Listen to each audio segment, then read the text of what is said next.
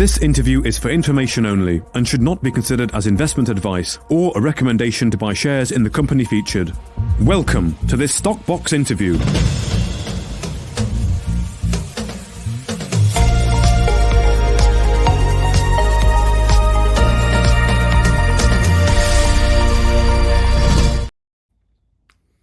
Well, joining us today is Oliver Friesen, the CEO of Golden Metal Resources, following news from the company's Garfield Project and the rock sampling that they have recently been doing. So thank you very much for joining us today. Oliver, how are you?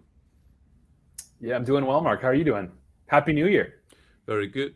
Yes, Happy New Year. Thank you very much, Oliver. I'm doing well. It's good to be catching up with you. It seems like you've been pretty busy over the Christmas period. The RNS stating that you found new high grade gold, silver and copper bedrock discovery in an area that you only staked at the end of last year, and I don't think this was announced either, so it seems like a lot of things were happening over the Christmas period. I wonder if you could perhaps just shed a bit of light on what happened in that sort of period when everyone might have been enjoying the holidays, why you staked the new ground and the exploration work that you did.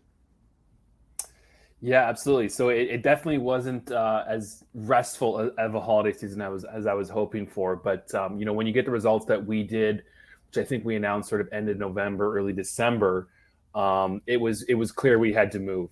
There was additional ground that looked really interesting. We wanted to get some samples from there and see what the grades were. So, hats off to the team in Nevada. I have guys that will kind of drop things on a dime here and get to work for me. So we were quite busy over the holiday season getting that ground secured. There's been a lot of third-party staking in the district for good reason. It's really shaping up to be a very interesting and exciting copper porphyry district. So it was full steam ahead. Thankfully, I was in North America, which actually made it easier from the time zone perspective. So I was able to liaise and make sure everything was taken care of and secured and all that kind of stuff. So really happy with the results, really happy to be able to secure that ground that we wanted and ultimately get those rock sample results from that new ground to kind of really corroborate and confirm what we thought, which is that there was some really additionally great rock sample results to be taken from that ground. So the footprint's grown dramatically, and now we're looking forward to getting that next step moving here. So was it the prospectivity that you discovered from previous exploration at Garfield that led you to secure the wider area? You just thought, we've got to snap this up? Pretty much, yeah. The way that Garfield's kind of moved along since we acquired it is every time we kind of look outside of our current claim boundary, we're finding more and more, which is obviously what you want to see as a CEO and as a geologist, first and foremost. So we secure kind of the main footprint, I would say, at all times. And then we look outboard and say, okay, is there something more here? And each time we ask that question, the answer is yes. So sure enough, I think we've moved down about 1.5 kilometers to the southeast now, and then to the northeast as well. And sure enough, once you look for additional mineralization outboard of what we have, like I said, the answer is yes. So our natural inkling and our natural response to that is let's secure that ground as quickly as we can. There's a lot of competitive staking that goes on in Nevada and around the world. But we obviously are the ones that are in control and have the results before anyone else, before we release to the market. So we could act on those. And that's exactly what we did here is we knew what was looking interesting. We acted on that. And sure enough, the results have delivered, and we could not be more excited. Okay. And the actual exploration work that was done then, that was rock sampling. So just explain briefly I know you're going to do a longer technical video, but what roughly was happening on the ground there? Yeah, so we have a geologist in particular that we work with very closely in Nevada. He's very, very experienced in these type of deposits and more so in Nevada generally. He lives in Nevada, so he knows the back roads and he knows how to get to the right areas. And he knows, how to manage, different landholders and things like that. So we use him for this phase of work.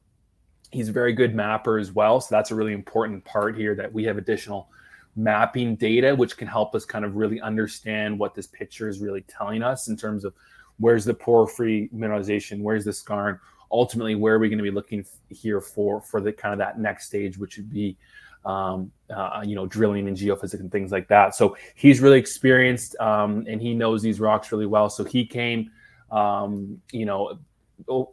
December, November, October, We had crews kind of intermittently in there, and so he walks around effectively in this ground, and he's got obviously a very trained eye, but he's looking to kind of get a bigger picture story. So when he's walking, he's picking up samples that are sort of representative of what he's seen there. It's not like he's going to just the little areas and taking small samples. He's taking big samples that are representative of the area, which is why we're so excited, right? He's looking for the bigger picture story here.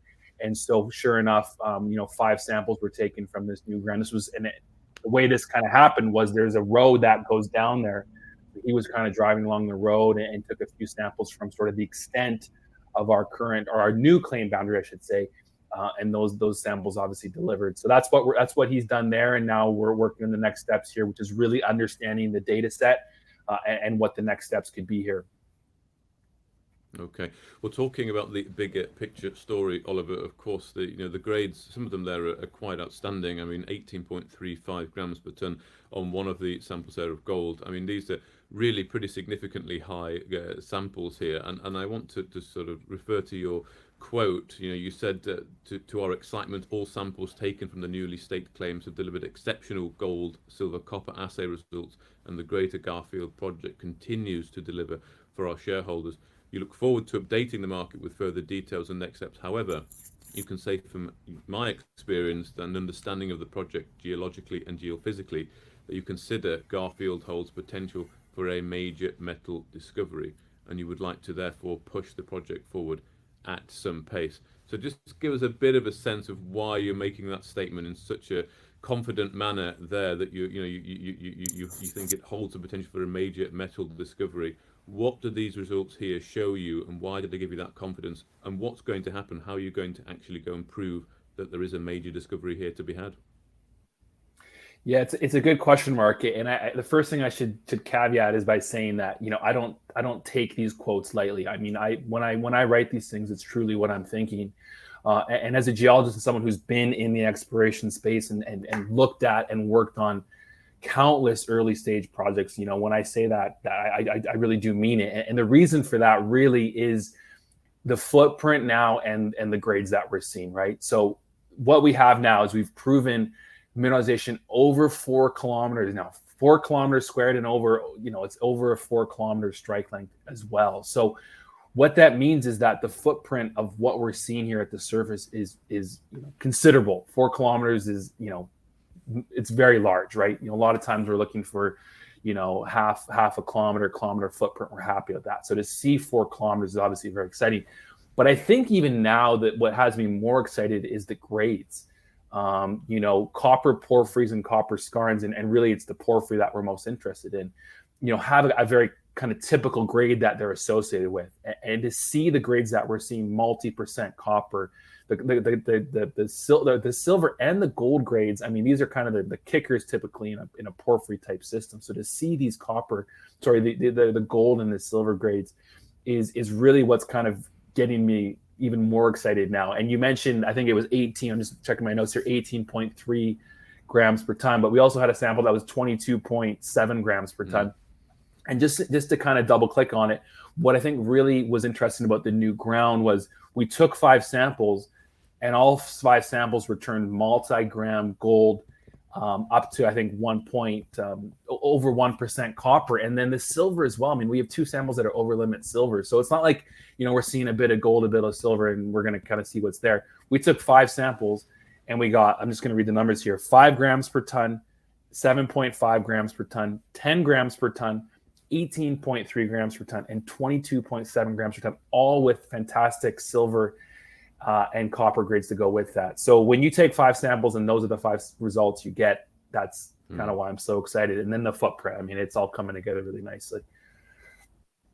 So, I mean, is it fair to say that Garfield is now perhaps a multi-commodity project, not just gold? And I know we've talked before a lot about, of course, Pilot Mountain, and I've said it's a flagship, but you have said, don't forget Garfield. I remember you saying that.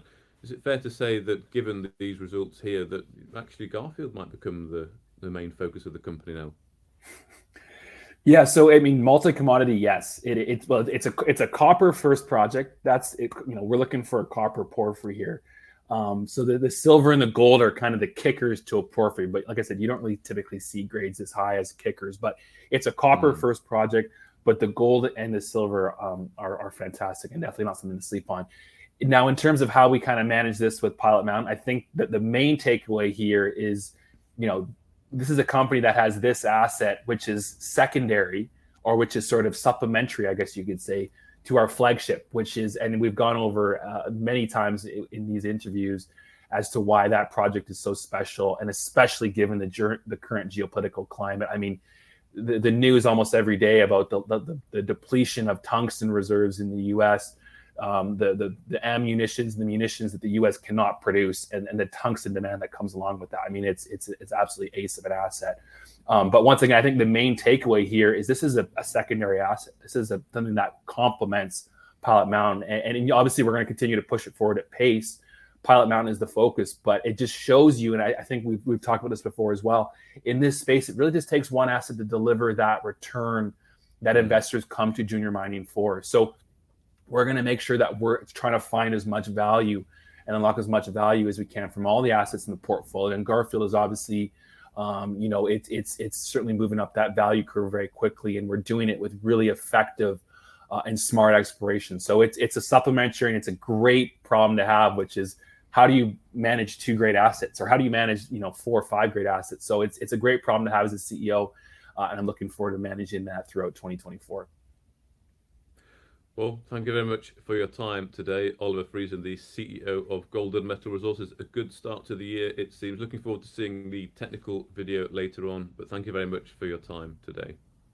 Yeah, thanks, Mark. And as you mentioned there, we're going to put out I'll put out a technical video which kind of walks through the results. I'll flip around my QGIS software and show investors the footprint and the different results and things like that. So I encourage people to look out for that. It gives you a bit more technical detail, which certainly complements the interview today well. So thanks again, Mark, and I'm sure we'll chat again soon. Thanks, Oliver.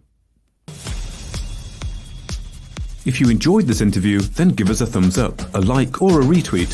Subscribe to us on YouTube or follow us on Twitter, and hit that notification bell to be the first to know when we release new content. There's loads of great content on our website too, across all our programs at stockboxmedia.com. Thank you for watching.